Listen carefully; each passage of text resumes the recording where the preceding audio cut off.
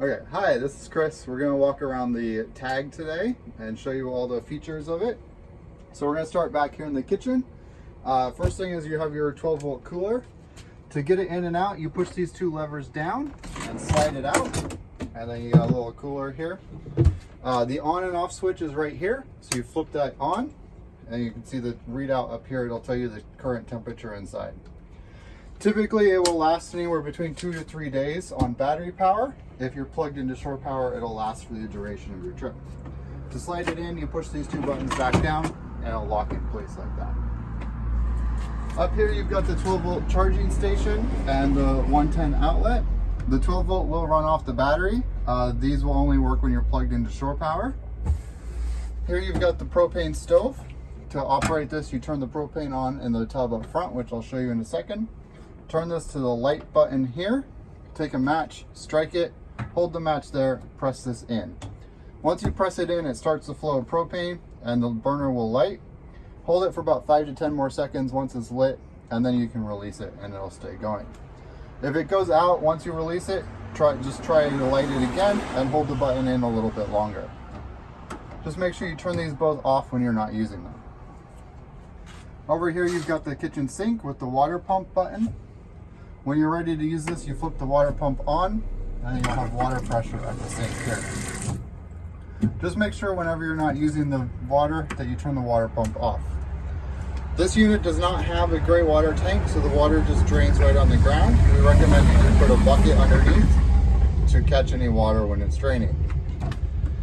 Underneath here you have all of your pots and pans that we provide to you, along with some orange spray, and these are your utensils.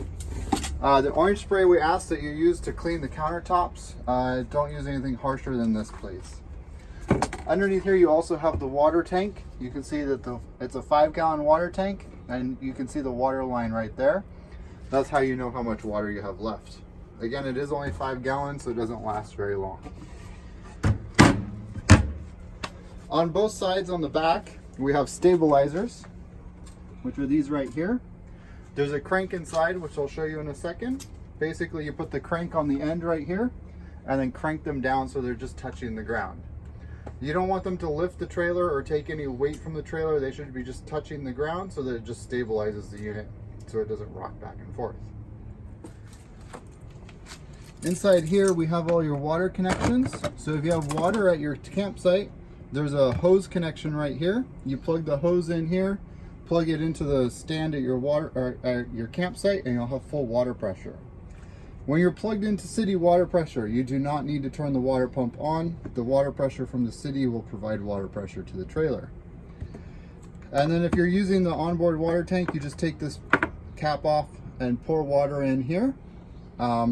Just pour it in until it's overflowing. You can use bottled water or a hose. We recommend that you not drink the water. We don't know what other people have put in there. So it's good for washing hands, washing dishes, things like that. Up here you have your cable TV connection. Here you have your power supply. It's just a twist lock power supply. You can see the plug there. One of them has a little notch on it. You line that notch up with the one with the notch on here. Slide it on and twist it in place. Down here you've got your outdoor shower. It's pretty much just a hose with a little quick lock connection. Slide that in and you're good to go there. All right, moving up to the front. So inside here, this is the bucket with the battery, propane tank, and battery disconnect. You don't need to do anything with the battery, but some people like to disconnect the battery when they're sleeping because there's a little light and stuff inside. So you just flip that in the vertical position that disconnects the battery. Horizontal is turned on. We always recommend you keep it in on mode, but if you feel like turning it off at any time, you can just flip that switch. This is your standard propane tank. It does come full. You do not need to worry about refilling it when you're done. You just open that up when you're ready to use it, and just make sure it's closed whenever you're not using it. So inside the trailer, so first thing is underneath this hatch on this side, this is where everything is to set up the trailer. We'll put the power cord in here as well. This black handle is for the stabilizers. You've got a water filter and water pressure regulator, a hose, These are leveling blocks, and then you have little bases for the stabilizers if you're in a muddy or sandy area. Up in the front of the unit over here, you've got your radio and TV control. Those will run off the 12-volt power supply on the trailer. You have your air conditioner that will only work when you're plugged into shore power. And then on this side over here, we have a 12-volt charging station and another 110 outlet, along with all of the breakers and fuses. Up here, you also have some storage space as well, so you can put whatever you want in there. On each side beside the door, we have a little cup holder and a reading light. The reading lights, when you press them once, they turn blue. If you press and hold, they will turn white. And then again, we've got another charging station here that will only work when this one will run off the 12-volt battery. The one on the other side will only work when plugged into shore power.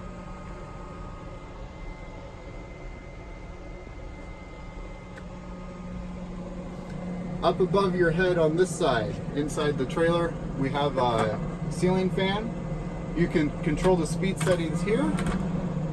You can control the direction of airflow, whether it's going in or out, and then you can open and close right here. All of the windows have blackouts from the bottom, screens from the top. Whenever you're traveling, make sure these are in the open position like this. If you travel with them closed, they'll tend to bounce back and forth and break. So just make sure they're fully open. On the bottom of each window, these have a red button. So you press the red button in to twist them open and close. And then you got these side ones, push it out, and then twist this into place how you want it open.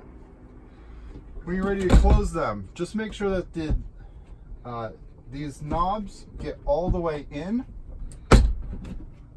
and then press these down and close them like that. There is a groove in the notch right here. There's a little groove. You do not want them in the groove when traveling. That means that the window is not fully closed. You want them all the way in on the inside of this little notch. All right, so now we're going to show you how to make sure everything is fully locked before traveling with the trailer. So we're going to start here in the back.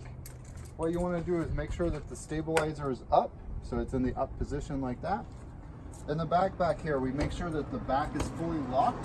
So we twist those two handles so they're horizontal, and then it's the silver diamond key, and you just lock both handles, make sure they're locked. Coming around this side over here, you'll want to make sure that the stabilizer is up. Make sure this door is locked. You'll obviously want to pick up the power cord and put it back inside. Make sure the window's closed. On the doors, we want to make sure all the doors are locked. So it's the purple key, and this, we deadbolt it and also lock the handle. So you've got two locks on the door. Up front, you want to make sure the front window is fully latched closed. And you'll want to double check that the propane tank is closed. Battery is turned on whenever traveling. And then you'll want to make sure that this is locked and shut all the way, like that. And then also on this side, again, double check that the door's closed, window's closed, and then you'll obviously want to make sure that the roof vent is fully closed as well.